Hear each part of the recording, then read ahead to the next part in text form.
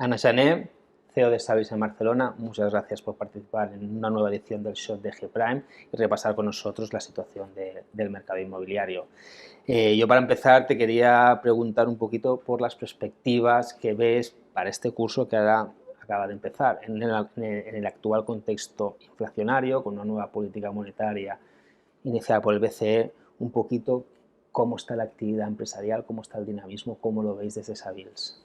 A ver, estamos en una situación muy compleja, de mucha inestabilidad a nivel mundial y Europa en una posición especialmente complicada con toda la situación bélica que tenemos, que está trasladándonos una situación de crisis energética como nunca habíamos vivido, y con Alemania especialmente débil en relación a otras crisis. O sea, Europa lo tenemos realmente complicado, pero luego tenemos China, que todavía está de algún modo luchando contra los últimos coletazos del COVID, lo que ha supuesto pues lo que sabemos todos, ¿no? Una situación de producción que ha derivado en rotura de cadenas de suministro, porque esta producción ha sido muy restringida, y esto ha hecho escasez de determinados productos que también han generado inflación en todo el mundo.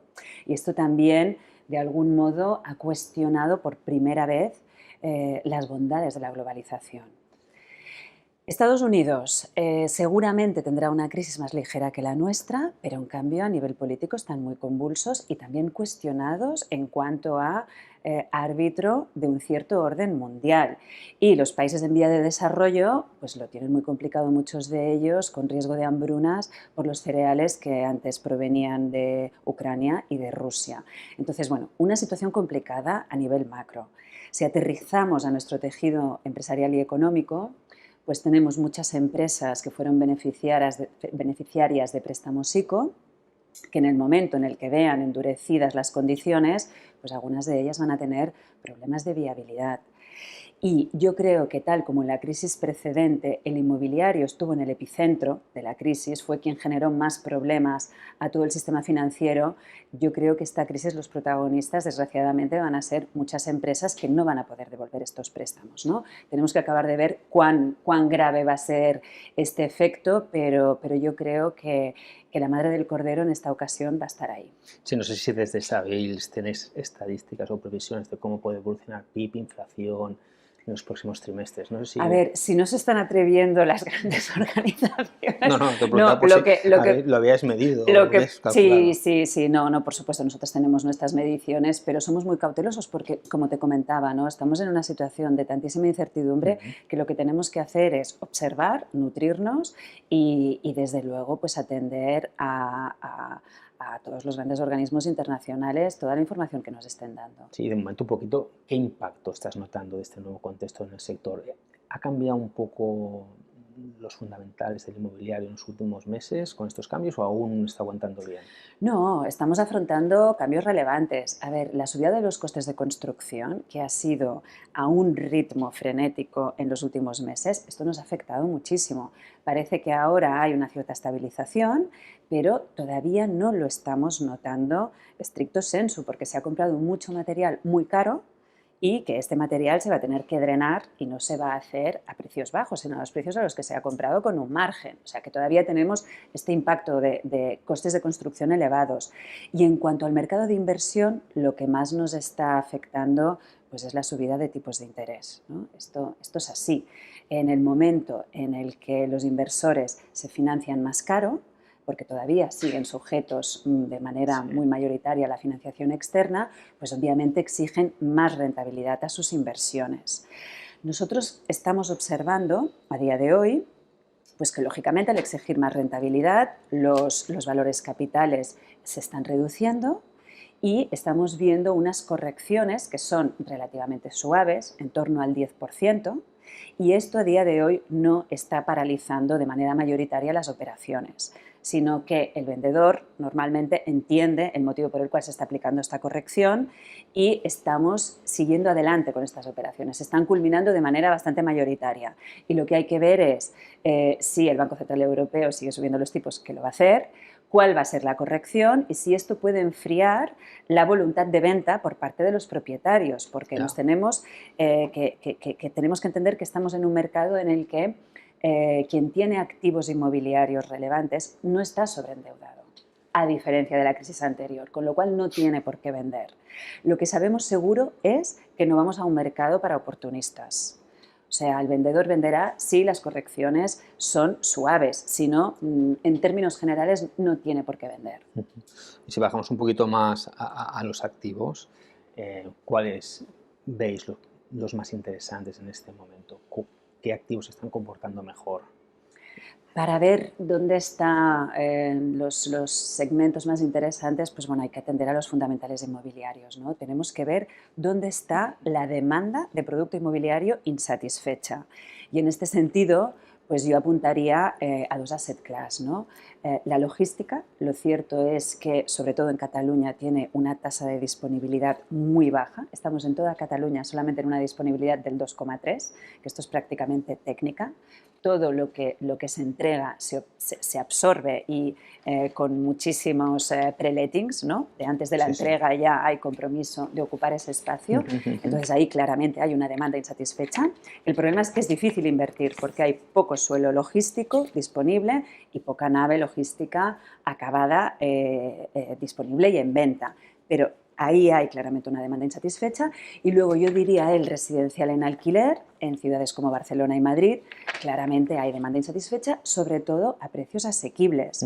Y aquí me gustaría compartir un dato y es que tal como hace 5 años este asset class no despertaba mucho interés, no recababa mucho dinero, era solamente un 5% del total. El residencial en alquiler. El residencial en alquiler. Sí. A día de hoy ya representa esta tipología de inversión el 20%. Y esto es porque el capital se da cuenta que hay una demanda insatisfecha de un producto que se tiene que proveer y con las dificultades normativas, legislativas y de escasez de suelo donde se concentra la demanda, pero está sacando producto adelante y proyectos adelante.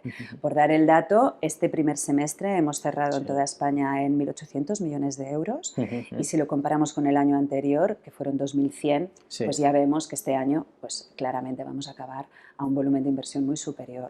Serían quizá estos dos. Sí, bueno, solo un apunte. Hay algunos análisis que hablan un poco de burbuja en el industrial logístico. No, a ver, bueno, quizá en la zona prime, pero en otras zonas de... Es interesante. A ver, el logístico para mí es un segmento que merece que nos detengamos un momento, ¿no? ¿Por qué? Pues porque este boom que ha habido de grandes cantidades de metros cuadrados que se han absorbido en estos últimos años atienden a un cambio en el comportamiento humano. Que lo bonito del inmobiliario es que siempre es un reflejo de cómo queremos vivir, trabajar, consumir, divertirnos, ¿no? En el caso del ocio. Entonces, bueno, a raíz de la pandemia, pero ya antes, estábamos viendo que la compra por Internet estaba incrementando muchísimo. Y cuando compramos por Internet, esto significa más necesidad de almacenamiento, que esto muchas veces se olvida. ¿Qué ha sucedido, no? ¿Y por qué? Me preguntas por qué puede haber burbuja. Pues bueno, porque venimos de unos años de cifras récord de absorción y en cuanto a operaciones de inversión, te diría cifras récord de presión de yield a la baja. Cada vez que se cerraba una operación se exigía menos rentabilidad porque el inversor consideraba que esa inversión le daba tanta seguridad que no exigía mucha rentabilidad, ¿no? Entonces, si tu pregunta es, ¿esto es sostenible en el tiempo? Seguramente no. Y hasta es bueno que no sea así, porque los crecimientos estaban siendo a unos dígitos difíciles de digerir desde todos los puntos de vista. Pero que la logística, tanto de gran nave de formato cerca de los núcleos urbanos como la logística urbana para hacer microentregas, que esto es necesario porque, como comentaba, ha habido un cambio estructural en nuestra manera de comprar, yo diría que claramente sí. Lo que tenemos que vigilar es atender a los fundamentales inmobiliarios, cómo están las tasas de disponibilidad para no pasarnos de frenada. O sea, el inmobiliario tiene una particularidad que otras industrias no son conscientes de la dificultad que tiene, que es que cuando tú tomas la decisión de invertir en un proyecto inmobiliario, de hacer una promoción Sí. inmobiliaria, Sí. seguramente en ese momento puede tener todo el sentido, pero Sí. cuando lo entregas, Ya. que pasan años, Pasan si además tiempo. hay gestión de suelo, pues Sí. se puede alargar bastante, Sí. en el momento en el que lo entregas puede dejar de tener sentido, porque Sí. por el camino Sí, te sí. puede venir una crisis, una guerra, una pandemia y Ujú. quién sabe qué, ¿no? Sí, sí, sí. Y entonces, bueno, lo que tenemos que procurar es siempre hacer entregas en función de la demanda, lo cual no siempre es sencillo. Luego también te quería preguntar sobre oficinas, si Sí. creéis que se está recuperando bien ese segmento. Oficinas. Y aprovechando Sí. que en fin, eres una experta en Barcelona, hablar un poquito del 22 arroba, ¿no? Sí. Y un poquito de las cifras que ha presentado, ¿no? Que son bastante importantes dentro del conjunto del mercado de Barcelona. Desde luego, Sí, desde sí, luego. sí. A ver, oficinas como segmento. No hace ni 2 años que yo me harté de leer artículos de la muerte de las oficinas y de pronosticar que se quedarían muchísimos metros cuadrados vacíos, sobre todo en Estados Unidos había este tipo de literatura. Sí. Bueno, pues a día de hoy hemos visto que esto no es así. Las oficinas son necesarias, las empresas entienden que tanto para, de algún modo, generar la rentabilidad legítima que requieren, como también para que sus profesionales sientan arraigo con la organización y entre ellos, es fundamental compartir un espacio. Y esto, obviamente, durante los años de pandemia se hundió la contratación de metros cuadrados en todas las ciudades del mundo, pero a día de hoy ya se están recuperando. En el caso de Barcelona y Madrid, ya el año pasado estábamos en la media de la serie histórica de los últimos 5 o 8 años.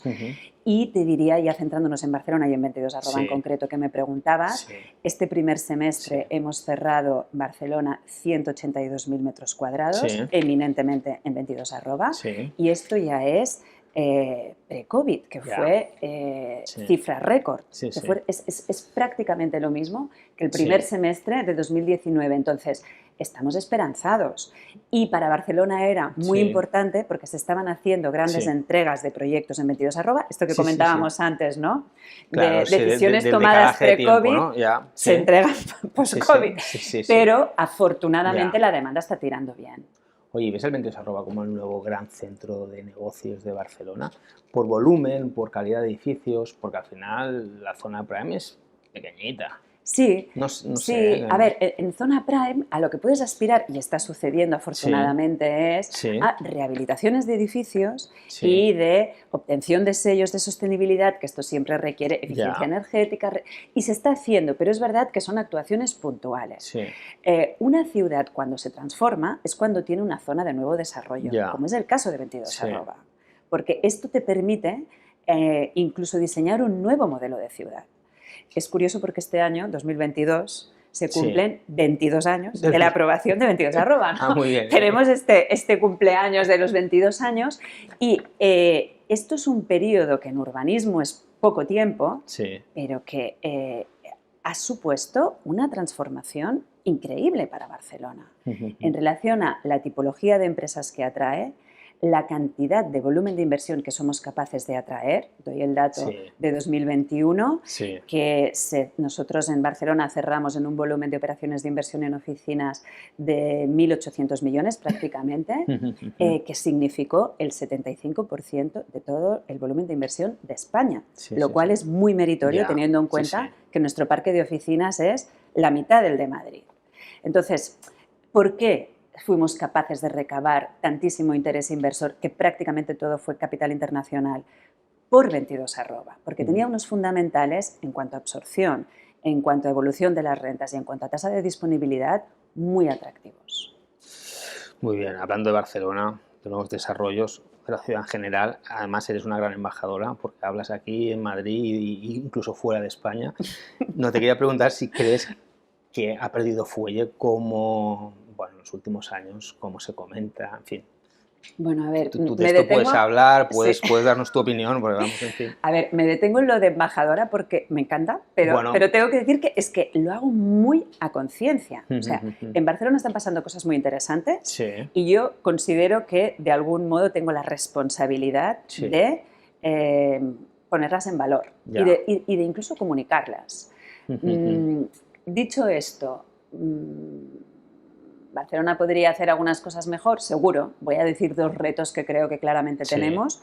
Una es estructurar la Barcelona de los 5 millones de habitantes, que esto es la región metropolitana. Tenemos que pensar en clave metropolitana si queremos atender a las necesidades de nuestra sociedad, para empezar, proveer de vivienda. Si no, será imposible. Si cada municipio tiene su propia política de vivienda, esto para empezar, pero muchas otras cuestiones. Y luego, diría, más colaboración público-privada.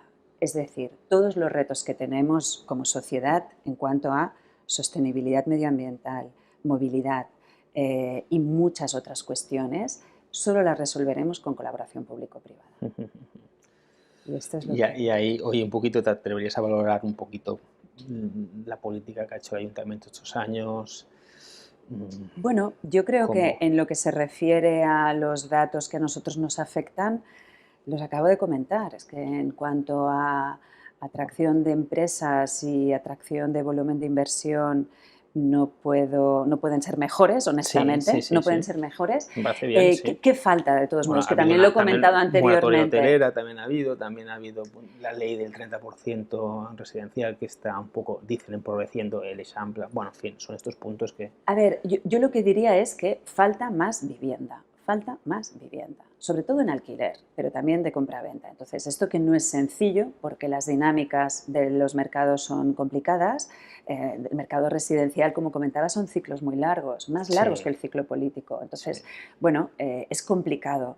Y yo lo que creo es que hace falta más vivienda en Barcelona, pero insisto, creo que debemos pensar en un entorno más amplio. Y en cuanto a la moratoria hotelera, a ver, ¿qué ha pasado en el segmento de los hoteles?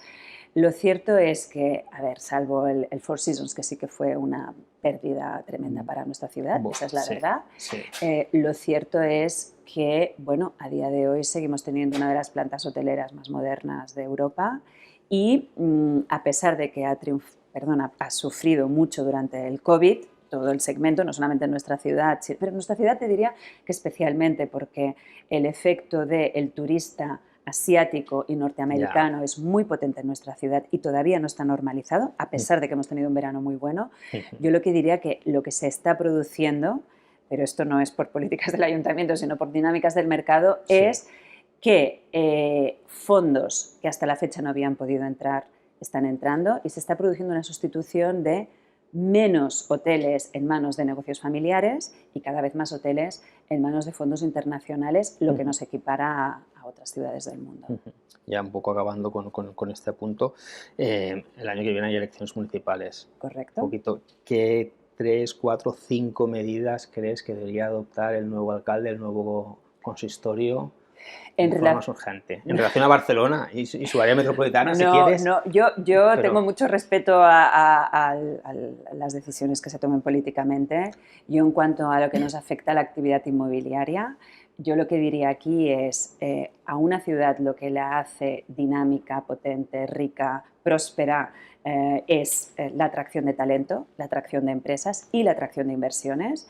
Y bueno, y está bastante claro las políticas que se tienen que tomar al respecto. Yo lo que diría es esto: nosotros debemos ser una ciudad enfocada a la captación de talento y al cuidado del talento local. Hasta ahora, como hasta ahora lo hemos hecho, ¿sí? ¿Tú ves? Bueno, yo creo que somos exitosos en este sentido, porque el 26% de la población de nuestra ciudad es de perfil internacional y tiene una media de estudios superior al local. O sea, esto es realmente talento, pero se podría hacer mucho mejor. Y esto me estoy refiriendo a facilitar la burocracia y cuestiones impositivas. Pues muchas gracias, Ana Jané, CEO de Savills en Barcelona. Gracias por tu tiempo y por estos apuntes y hasta otra. Gracias a vosotros.